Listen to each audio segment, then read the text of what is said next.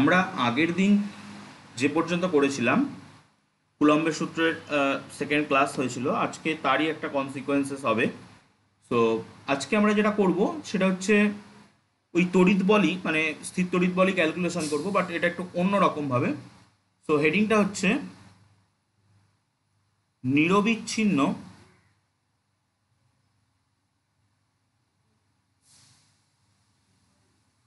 ভাবে বণ্টিত আধানের জন্য তাড়িতিক বল, বা ওই কুলম্বের সূত্র দিয়ে যে বলটা আমরা পাই সেই বলটার কথাই বলা হচ্ছে। সো আমরা কি বলতে চাইছি, আমরা প্রথম ক্লাসে পড়েছিলাম দুটো বিন্দু আধান। সেই দুটো বিন্দু আধানের যদি আবারও আমি বলছি যে বিন্দু আধান দুটো যদি সমপ্রকৃতির হয় তাহলে আকর্ষণ বল, বিকর্ষণ বল, আর বিষম প্রকৃতির হলে আকর্ষণ বল কাজ করবে। এটা আমরা প্রথম ক্লাসে দেখেছিলাম। পরের ক্লাসে আমরা উপরিপাতনের নীতি শিখলাম। সেখানে আমরা দেখলাম দুটো বিন্দু আধানের জায়গায় যদি 5টা বিন্দু আধান থাকে তাহলে 5টা বিন্দু আধানের জন্যেই আমরা কুলম্বের যে সূত্র দ্বারা যে বলটা ক্রিয়া করবে সেই বলটা ক্যালকুলেট করতে পারি। এবং ভেক্টর যোগের যে ত্রিভুজ সূত্র বা সামন্তরিক সূত্র, যেগুলো আমরা ক্লাস 11-এ ফিজিক্সে পড়েছি, সেগুলোর সাহায্যে আমরা কিন্তু নিট ফোর্স বা লব্ধি বল সেটাকে বের করতে পারি। আজকে আমরা শিখবো নিরবিচ্ছিন্নভাবে বণ্টিত, মানে কন্টিনিউয়াস একটা ডিস্ট্রিবিউশন আছে চার্জের। এবার এই ডিস্ট্রিবিউশনটা 3 রকমভাবে থাকতে পারে, ঠিক আছে? তো সেই 3 রকম ক্ষেত্রটাই আমরা আলোচনা করব। আজকে আলোচনার প্রধান বিষয় হবে সেটা। সো 1 নম্বর হতে পারে, নাম্বার 1, যে একমাত্রিক রৈখিক আধান বণ্টন। একমাত্রিক রৈখিক আধান বণ্টন মানে কোনো একটা লাইন থাকবে, কোনো একটা রেখাটা সরল রেখা হতে পারে, রেখাটা বক্ররেখা হতে পারে। সেই রেখা বরাবর আধানটা বণ্টিত হয়ে থাকবে। 2 নম্বর হতে পারে কোনো একটা ক্ষেত্র বরাবর, তাহলে সেটা দ্বিমাত্রিক হবে। দ্বিমাত্রিক ক্ষেত্র আধান বণ্টন, ঠিক আছে? কোনো একটা ক্ষেত্র, সেটা একটা সমতল হতে পারে, সেটা বক্রতলও হতে পারে, সেই তলের ভিতরে আধানটা বণ্টিত থাকবে। আর 3 হচ্ছে ত্রিমাত্রিক, 3 ডাইমেনশনাল ত্রিমাত্রিক। এটা কি হবে, মানে রৈখিক ক্ষেত্র, এটা আয়তন বা দেশে, ত্রিমাত্রিক আয়তনে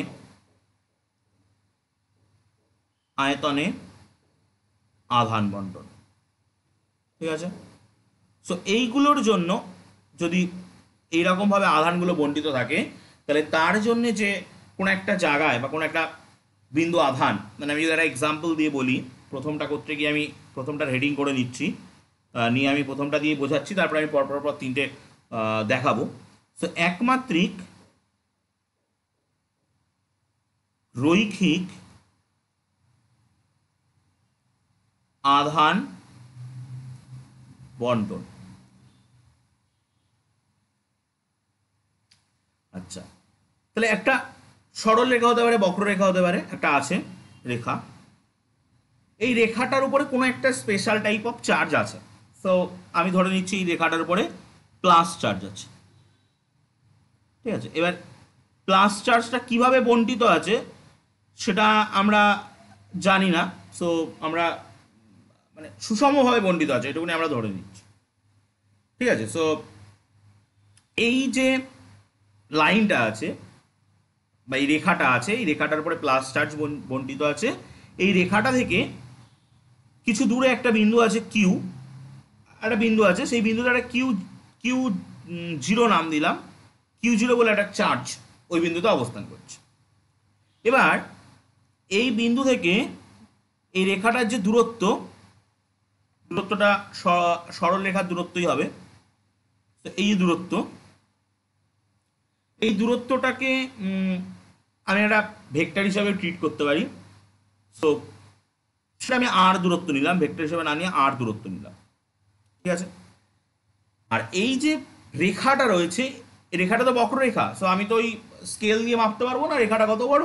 সো আমাকে সেই ক্লাস 9-এ পড়েছিল তোমরা যে একটা যদি বক্ররেখা হয় তাহলে একটা সুতো দিয়ে সেই বক্ররেখা বরাবর ধার বরাবর মেপে সেটাকে স্কেলের গা বরাবর বসালে যেভাবে আমরা বক্ররেখার দৈর্ঘ্য মাপি, সেই পদ্ধতি ক্লাস 9-এ ছিল। সেই পদ্ধতির সাহায্যে আমরা ওই রেখাটার দৈর্ঘ্য নির্ণয় করতে পারবো। সো আমরা ধরে নিচ্ছি যে ওই সরল বা বক্ররেখা যেটা আছে, সরল বা বক্র যাই হোক, রেখার দৈর্ঘ্য হচ্ছে এল ধরে নিচ্ছি। এবার এখানে একটা নতুন টার্ম আসবে, টার্মটা হচ্ছে আধানের রৈখিক ঘনত্ব। আমাদের তিনটে জিনিস আজকে পড়বো, সেই তিনটে জিনিসের ভিতরে নতুন নতুন তিনটে টার্ম আসবে। সো আধানের রৈখিক ঘনত্ব, এই আধানের রৈখিক ঘনত্বকে আমরা সাধারণত ল্যামডা দিয়ে ডিনোট করি, ঠিক আছে, এটা হলো ল্যামডা। এবার এই আধানের রৈখিক ঘনত্ব মানে কি? আধানের রৈখিক ঘনত্ব মানেটা একটু বুঝে নিই আমরা আগে। সো আমি স্ক্রল করে নিলাম একটু, যে এল দৈর্ঘ্যের, এই যে এল দৈর্ঘ্যের যে তারটা ছিল বা এল দৈর্ঘ্যের যে যাই বলবো আমি, একটা তারই তো হবে, কারণ সুপরিবাহী না হলে তো আধান থাকবে না তার ভিতরে। সো এল দৈর্ঘ্যে আধান আছে, আমরা ধরে নিচ্ছি একটা কিউ পরিমাণ আধান আছে, কিউ, তাহলে এক মানে একক দৈর্ঘ্যে আধান আছে কিউ বাই এল। এই যে কিউ বাই এল এটাকেই বলা হয় ল্যামডা, ঠিক আছে। এটাই হচ্ছে আধানের রৈখিক ঘনত্ব, ওকে। সো তাহলে আধানের রৈখিক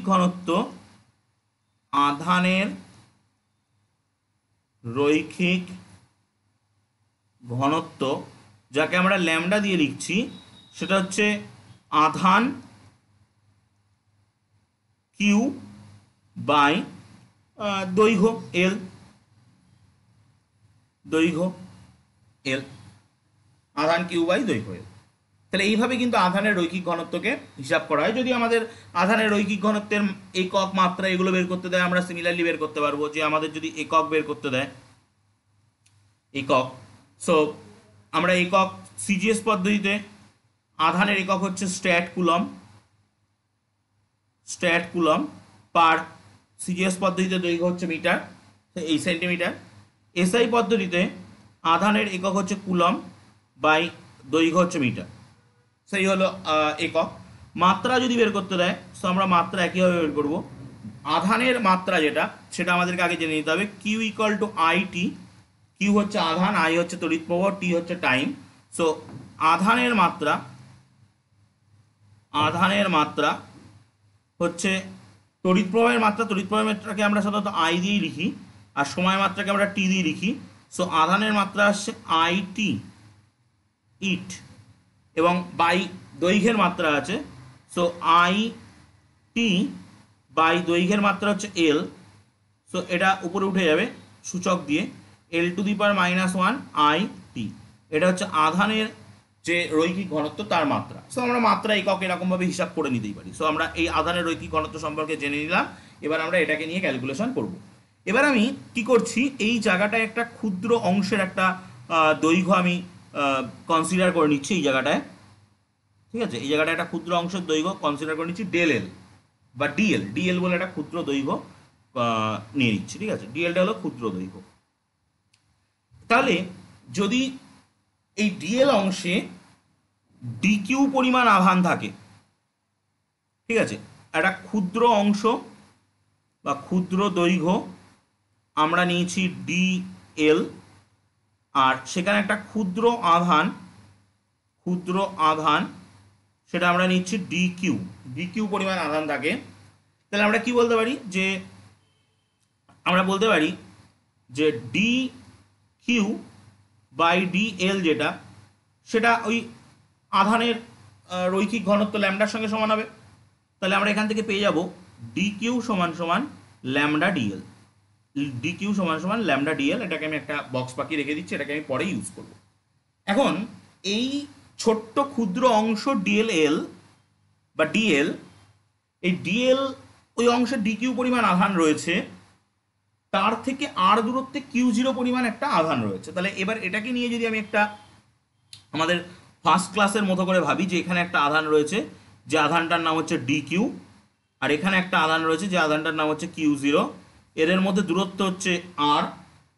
তাহলে এদের মধ্যে ক্রিয়াশীল আকর্ষণ বা বিকর্ষণ বল আমরা কুলম্বের সূত্র থেকে বের করতে পারি। সেই আকর্ষণ বা বিকর্ষণ বলের মানটা যদি, মানটাও খুব ক্ষুদ্র হবে কারণ ক্ষুদ্র আধান, সো মানটা যদি ডিএফ হয়, সো সেটা এসআই পদ্ধতিতে ফর্মুলা ছিল 1/4πε0 Q zero into D Q.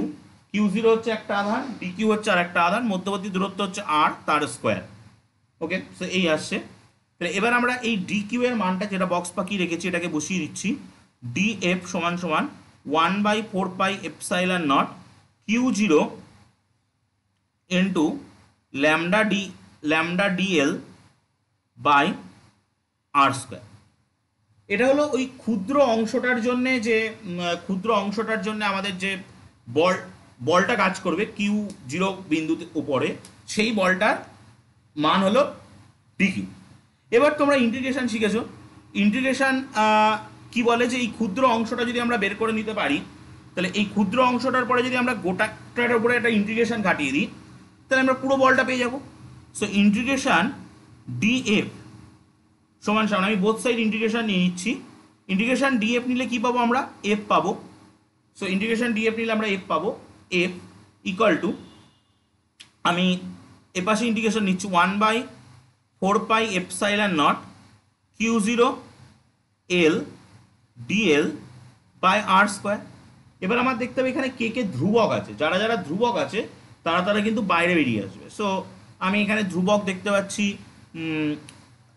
1/4πε0 ধ্রুবক, কিউ জিরো ধ্রুবক, এল ল্যামডা ধ্রুবক। সো টোটালটাই বাইরে চলে আসবে, lambda Q zero by 4πε0 integration. আচ্ছা, এই ইন্টিগ্রেশনটা কত থেকে কত পর্যন্ত হবে সেটা আমি বলছি, মানে লিমিটটা কী হবে সেটা আমি বলে দিচ্ছি। DL by R square. এবার এই ইন্টিগ্রেশনটা এখানে এল আর আর আছে। সো যদি আমরা এই ইন্টিগ্রেশনটা করতে সক্ষম হই, মানে আর এর একটা ফিক্সড মান টান কিছু পাই, বা আর আর কেমনভাবে আছে সেগুলো আমরা জানতে পারি, সো আমরা ইন্টিগ্রেশনটা ইজিলি করতে পারবো।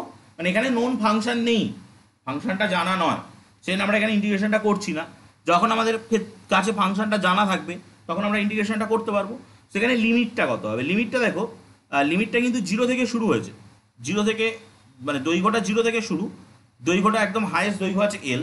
সো ইন্টিগ্রেশনের লিমিট হবে কিন্তু জিরো থেকে এল, ঠিক আছে? কারণ ওই যে তারটার আঁকা বাঁকা যাই হোক তার, তো সেই তারটা জিরো থেকে এল দৈর্ঘ্যের তার আমাদের নেওয়া হচ্ছে।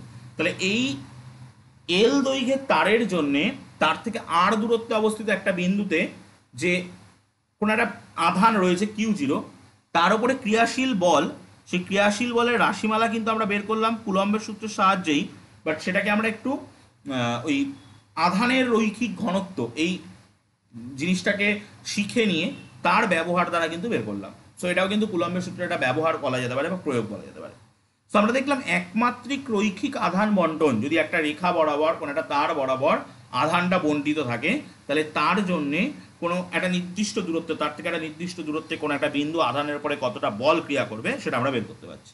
তাহলে এবার আমি সেকেন্ড কেসটায় যাবো, সেটা যেটা আমরা সেকেন্ড লিখেছিলাম, যে দ্বিমাত্রিক ক্ষেত্রে আধান বন্টন। কোনো একটা সারফেস, কোনো একটা তলে আধানটা বন্টিত হয়ে আছে, সেখানে আমরা একটা নতুন টার্ম এখানে যেমন পেয়েছিলাম আধানের রৈখিক ঘনত্ব, সেখানে আমরা পাবো আধানের তলমাত্রিক ঘনত্ব, যেটা আমরা ফার্স্ট চ্যাপ্টারেও পড়বো। ফার্স্ট চ্যাপ্টারটা আমি আগেই সেকেন্ড চ্যাপ্টারটা শুরু করেছি, ফার্স্ট চ্যাপ্টারটা করিয়ে যখন দেবো ওর ভিতরে এই আধানের তলমাত্রিক ঘনত্বটাই একটা ইম্পর্টেন্ট ফ্যাক্ট। তো আধানের তলমাত্রিক ঘনত্বটা আমি এখানেও বলবো, আজকের ক্লাসে আলোচনা করব। সেটাকে দিয়ে কিন্তু আমরা ওই কোন একটা দ্বিমাত্রিক ক্ষেত্রে যে আধান বন্টিত আছে তার জন্যে একটা কিছুটা দূরত্বে, তার থেকে কিছুটা আর দূরত্বে একটা কোনো একটা জায়গায় একটা বিন্দু আধান রয়েছে কিউ জিরো, তার উপরে যে কতটা বল কাজ করবে সেটা আমরা বের করতে পারি। ওকে, সো আমি নেক্সট পেজ নিচ্ছি। তোমাদের যেখানে লিখতে অসুবিধা হবে ভিডিওটা পজ করে নেবে, নিয়ে লিখে নেবে। আমি নেক্সট পেজে গিয়ে যেটা করব সেটা হচ্ছে এই দ্বিমাত্রিক ক্ষেত্রে আধান বন্টনের জন্য রাশিমালাটা কি আসবে। সো হেডিং দ্বিমাত্রিক ক্ষেত্রে, দ্বিমাত্রিক ক্ষেত্রে আধান বন্টন। সো একটা দ্বিমাত্রিক ক্ষেত্র মানে একটা সারফেস আছে, সারফেসটা সমতল হতে পারে, বক্রতল হতে পারে। সো ধরছি এরমভাবে একটা তল আছে, যে কোনো তল, এই তলটার মধ্যে কিছু আধান আছে, সেই আধানটা প্লাস হতে পারে, মাইনাস হতে পারে। এবার যদি এই আধানটা কি আমরা আপাতত প্লাস নিলাম, আধানটা হতে পারে মাইনাস, এর থেকে কিছু দূরে আমি একটা বিন্দু আধান নেব। ওকে, সো এর থেকে ধরছি একটা আর দূরে একটা বিন্দুতে একটা Q0 বলে আধান আছে। ওকে, সো এখান থেকে এর দূরত্ব হচ্ছে সাপোজ আর, এর দূরত্ব হচ্ছে আর। ওকে, এবার যদি Q0 আধানটা প্লাস চার্জ হয়, তাহলে আমরা বলবো কি সম আধান পরস্পরকে বিকর্ষণ করে। তাহলে এই এই যে তলটা রয়েছে, তলের ভিতরে যে প্লাস আধান রয়েছে, এই প্লাস আধানগুলো এই Q0 আধানকে বিকর্ষণ করে দূরে ঠেলে পাঠিয়ে দেবে। আর যদি এই তলটার উপরে তো প্লাস আধান রয়েছে, Q0 আধানটা নেগেটিভ চার্জ হয়, ঋণাত্মক আধান হয়, তাহলে বিষম আধান পরস্পরকে আকর্ষণ করে। সো এই Q0 আধানকে কিন্তু এই প্লেটটা আকর্ষণ করবে, করে কাছে মানে নিজের দিকে টেনে নিয়ে আসবে। সো এইভাবে আকর্ষণ বা বিকর্ষণ বল। সো আমরা এই যে টোটাল যে সারফেসটা রয়েছে, এই সারফেসটার একটা টোটাল সারফেসটা আমি এস নাম দিচ্ছি। সো তলের ক্ষেত্রফলকে আমি ধরছি এস, মোট আধানকে আমি ধরছি সাপোজ কি ধরবো, কিউ, কিউ কিউ ধরছি, ক্যাপিটাল কিউ। ওকে, আচ্ছা, ক্ষুদ্র একটা এই জায়গাটা একটা ক্ষুদ্র ক্ষেত্রফল নিয়ে নেবো, ঠিক আছে? সেই ক্ষুদ্র ক্ষেত্রফলটা হচ্ছে ডিএস। আর হচ্ছে কত দূরে রয়েছে ওটা। সো ক্ষুদ্র ক্ষেত্রফল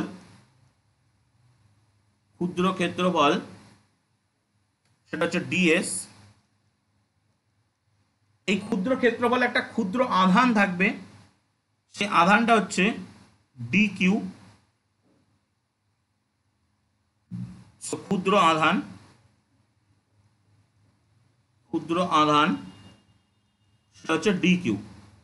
আর তল থেকে ওই যে বিন্দুটা নিচে, বিন্দুটার দূরত্ব, তল থেকে বিন্দু দূরত্ব আমরা নিয়েছি আর। এবার আমি আধানের তলমাত্রিক ঘনত্বটাকে আগে ডিফাইন করে আসি, সেটা দিয়ে আমরা কাজ করবো। আমি পেজটা স্ক্রল করে নিলাম। আধানের তলমাত্রিক ঘনত্ব,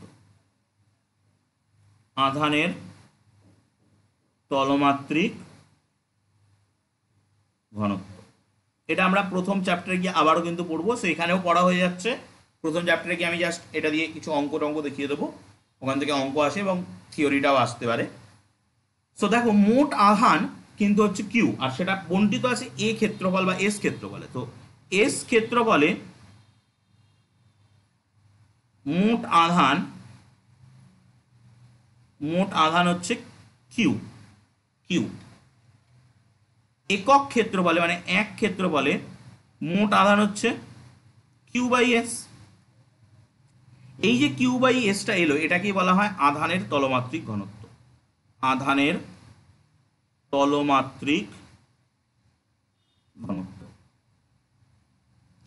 এই আধানের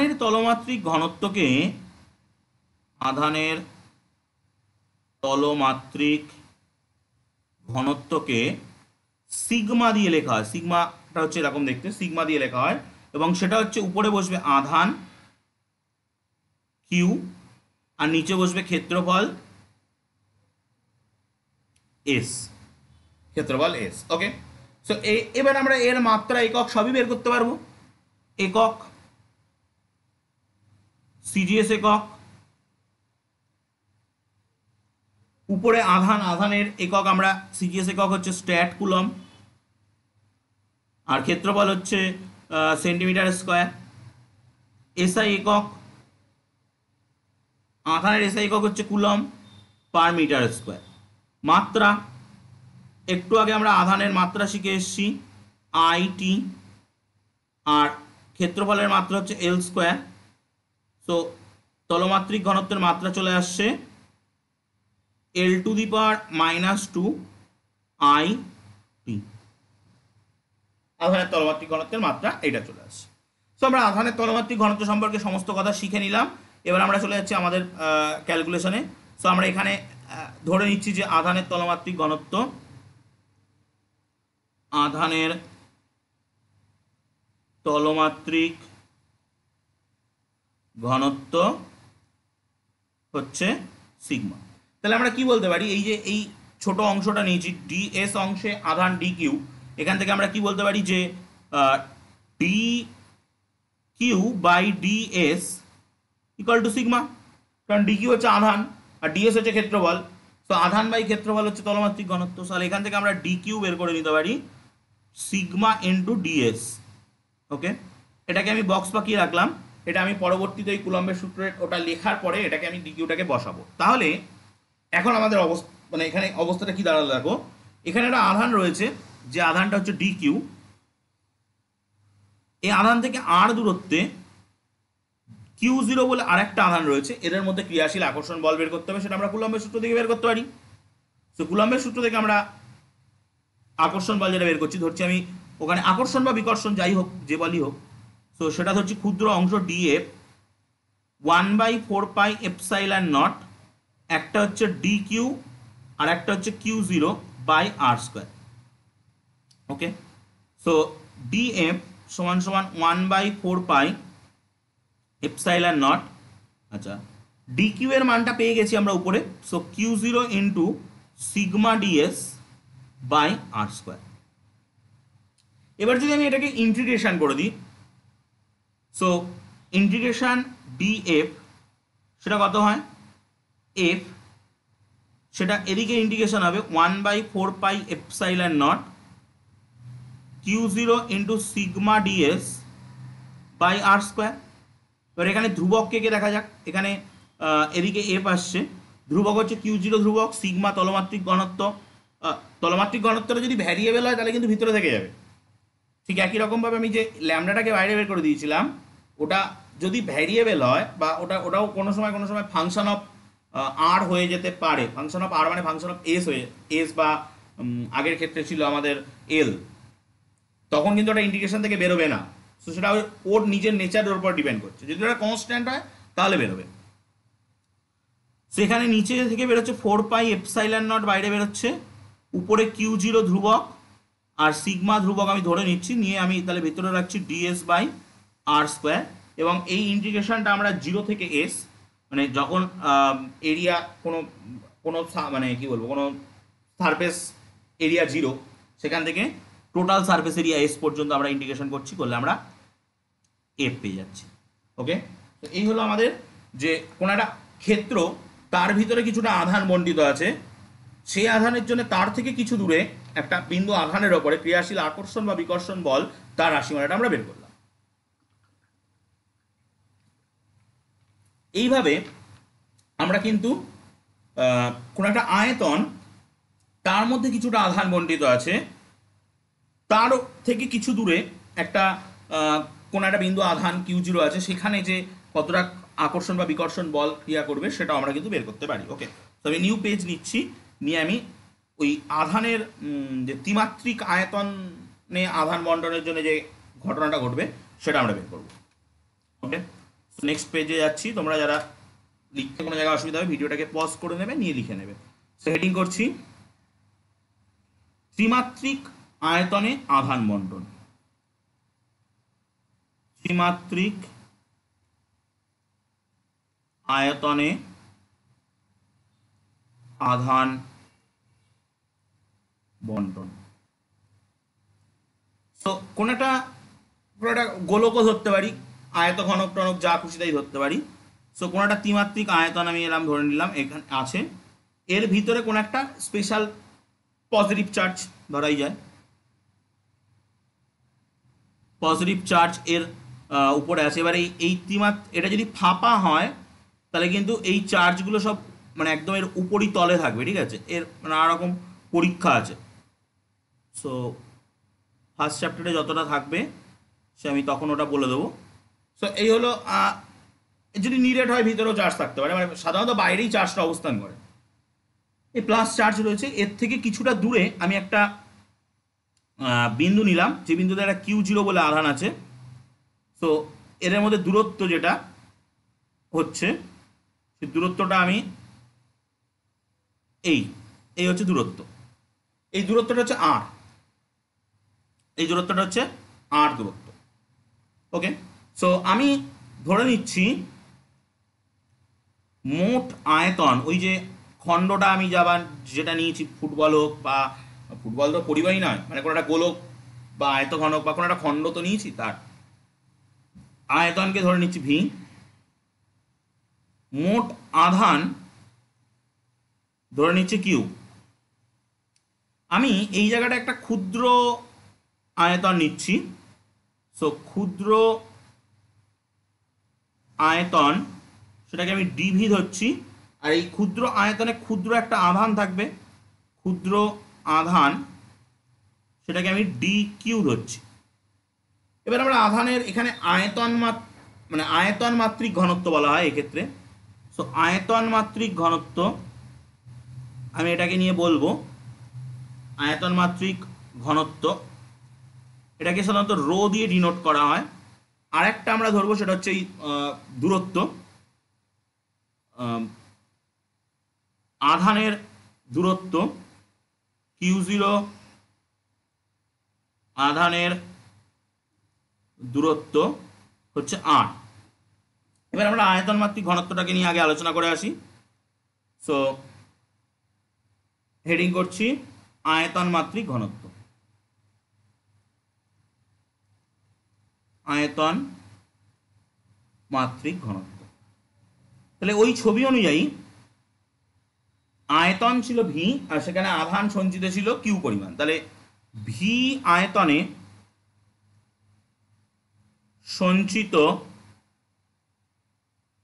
আধান কিউ, একক মানে এক আয়তনে সঞ্চিত আধান কিউ বাই ভি। এই যে কিউ বাই ভি, একক আয়তনে সঞ্চিত আধান, এটাকেই বলা হয় আয়তন মাত্রিক ঘনত্ব বা আধানের আয়তন মাত্রিক ঘনত্ব, আধানের আয়তন মাত্রিক ঘনত্ব। ওকে, সো তাহলে আমরা আধানের আয়তন মাত্রিক ঘনত্ব, আধানের আয়তন মাত্রিক ঘনত্ব, যাকে আমরা রো দিয়ে লিখছি, সেটা কত হবে? উপরে বসবে আধান কিউ, নিচে বসবে আয়তন ভি। উপরে আধান কিউ, নিচে আয়তন ভি। ওকে, তাহলে এই যে রাশিমালাটা পেলাম, এটা দিয়ে আমরা কাজ করব, কিন্তু এখান থেকে আমরা একক, মাত্রা, এগুলো আমি একটু দেখিয়ে দিই। সো একক,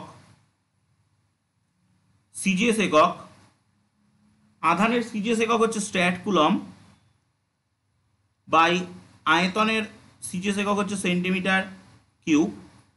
এসআই একক, আধানের এসআই একক হচ্ছে কুলম, আধানের এসআই একক হচ্ছে কুলম, আয়তনের এসআই একক হচ্ছে মিটার কিউব। মাত্রা, আধানের মাত্রা একটু আগে আমরা দেখেছি আইটি, আয়তনের মাত্রা হচ্ছে এল কিউব। তাহলে সূচকের নিয়ম অনুযায়ী এল কিউবটা উপরে উঠলে L⁻³ আইটি। এইটা হচ্ছে আধানের আয়তন মাত্রিক ঘনত্বের মাত্রা এবং একক, আমরা এগুলো পেয়ে গেলাম। ওকে, সো লাস্ট আমরা যেটা করতে চলেছি এবার, সেটা হচ্ছে যে এই ক্যালকুলেশনটা আমরা করব। সো আমরা যদি ডিভি আয়তনের ডিকিউ পরিমাণ আধান সঞ্চিত থাকে, তাহলে আমরা কি বলতে পারি? ডিকিউ বাই ডিভি সমান সমান রো। এখান থেকে আমি ডিকিউ বের করে নিতে পারছি রো ইন্টু ডিভি। এটাকে আমি বক্স পাকিয়ে রাখছি, এটাকে আমি পরে ইউজ করব, যেভাবে আমি প্রত্যেকটা কেসে ইউজ করেছি এগুলোকে। সো তাহলে এবার আমাদের অঙ্কটা বা প্রবলেমটা কেমন চলে আসছে? এখানে একটা ডিকিউ পরিমাণ আধান আছে, এখানে একটা Q0 পরিমাণ আধান আছে, এদের মধ্যবর্তী দূরত্ব আর, সো কুলম্বের সূত্র আমাদেরকে এই আধান দুটোর মধ্যে ক্রিয়াশীল আকর্ষণ বা বিকর্ষণ বলের রাশিমালাটা দিয়ে দেবে। সো আমরা কি পাবো? আমি হচ্ছে ক্ষুদ্র একটা বল ডিএফ কাজ করবে, সেটা কত হবে? 1/4πε0 Q0 into D Q by R square. Okay, so DF equal to 1/4πε0 Q0 into DQ এর ভ্যালুটা উপরেই দেখা যাচ্ছে rho DV by R square. So এবার যদি আমি ইন্টিগ্রেশন করে দিই ডিএফকে, তাহলে আমি টোটাল এফ পেয়ে যাবো, ওই টোটাল ক্ষেত্রটার জন্যে কত বল কাজ করবে সেটা আমরা পেয়ে যাব।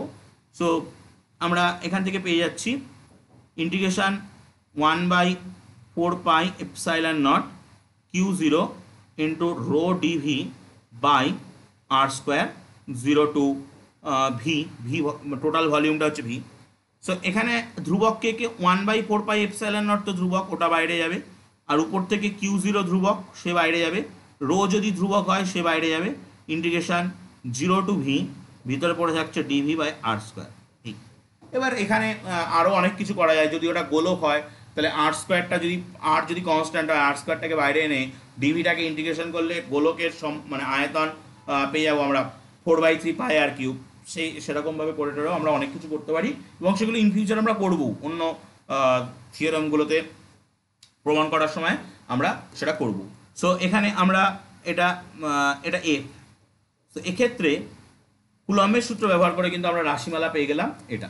ওকে, সো এই হলো আজকের যে তিনটে আলোচনা করার কথা ছিল, নিরবিচ্ছিন্নভাবে বণ্টিত আধানের জন্যে যে কুলম্বের ফোর্স বা তাড়িতিক বল বা ইলেকট্রিক ফোর্স, সেই বলের রাশিমালা তিন রকমভাবে আমরা ক্যালকুলেট করতে পারি। একটা হচ্ছে একমাত্রিক রৈখিক আধান বন্টনের জন্য, একটা হচ্ছে দ্বিমাত্রিক ক্ষেত্রে আধান বন্টনের জন্য, একটা হচ্ছে ত্রিমাত্রিক আয়তনে আধান বন্টনের জন্য। ওকে, সো কুলম্বের সূত্র সম্পর্কিত আলোচনা মোটামুটি আমাদের শেষ। আমরা নেক্সট ক্লাসে আলোচনা করব তড়িৎ ক্ষেত্র এবং তড়িৎ ক্ষেত্র প্রাবল্য নিয়ে। ওকে, সো আজকের ক্লাস এই পর্যন্তই থাকবে। নেক্সট ক্লাসে আমরা তড়িৎ ক্ষেত্র এবং তড়িৎ ক্ষেত্র প্রাবল্য নিয়ে আলোচনা করব।